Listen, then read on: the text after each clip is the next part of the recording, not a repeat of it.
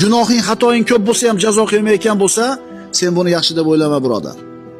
Chunki Alloh yaxshi ko'rgan bandasidan xato sodir bo'lsa, o'rnidan mukofotni beradi. Chunki Allohning kuzatuvida. Bir talib eshitdi ustozidan.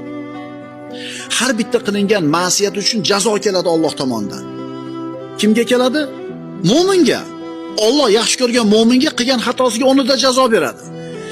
Keyinroq mana shu talib bir oyog'i toyildida bir gunohga yo'l qo'ydi, kattagina gunohga.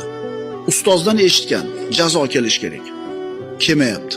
Bir kun o'tdi, 3 kun o'tdi, bir hafta o'tdi, jazo kelmadi. Shundan keyin duo qildi, Parvardigor, meni jazolamading qilgan gunohimga. Alloh uni qalbiga bir yubordi shu narsani. Uni qalbiga shu narsa keldi. Ey bandam, seni jazoladim, faqat bilmading. Axir menga munojat qilishlik lazzatidan seni mahrum qilib qo'ydim. Sezmadingmi shuni? Alloh bilan aloqasi bor odam uchun eng katta